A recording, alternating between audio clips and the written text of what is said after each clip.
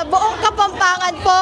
Para kaya kayo ya po ini aliko sumawang gulisak ing Pampanga. Para kaya kayo, I'm grateful sa lahat ng blessings na dumating sa akin. Siguro yung contentment, lagi naman dapat natin yung iniisip, diba? Yung binibigay sa atin, para sa atin talaga yon. Pero nung tinawagan ako for this one, to represent Pampanga dito sa Miss Grand, grinab ko na kasi sabi ko, total, nag-lift na ng age. So baka this is the time na gawin ulit at isigaw ang Emma Mary Tiglao. Actually, na-incline ako watching Miss Grand when one of my closest friends joined, si Samantha Bernardo. Since then, nakita ko na ang bongga ng production, tapos talagang sinashowcase na yung personalities ng girls eh. So sabi ko, parang okay din na sumali na Miss Grand. My personality suits Miss Grand. So sabi ko, why not try? Pero nung hindi pa nililift yung age limit, sabi ko, ay wala na. So baka sabi ni Lord, pahinga ka na, nak. So nitong nilift niya, sabi ko, ay Lord, may isa pa. Hindi pa natin, siguro na-close na yung isang chapter, pero another chapter of new Emma in pageantry again. Siguro instead of inggit word, nai-inspire ako na parang sana ma-represent ko pa ulit yung Philippines sa ibang stage. Eto, binigyan tayo ng another opportunity to represent sa grandest stage na. So, ilalaban natin to. So, grateful ako kasi marami akong friends na susuporta sa akin. Ayan, hindi naman nila ako papabayaan, especially my team.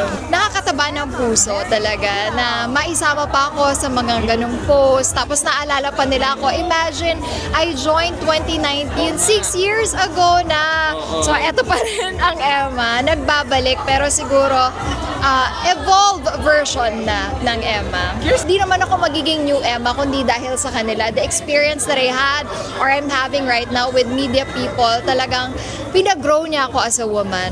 Alam mo, binigyan tayo ng iba't ibang klase na tao, na iba't ibang klaseng pwedeng gawin. Nasa tao lang talaga kung paano niya pipiliin mag-grow eh.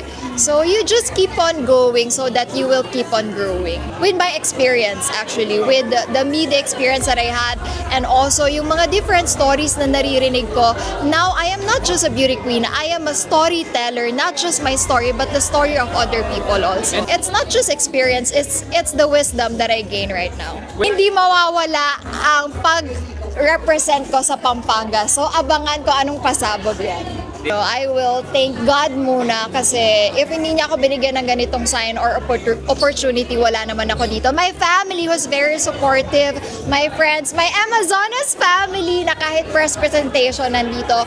My team, my glam team, Pasarela Trainer, my new family, Crown and Concept, and everyone. At sa lahat po na sumusuporta sa akin dito man sa Pilipinas o sa labas, ilalaban ko po ito. Basta tulungan nyo rin po ako mag-pray for this.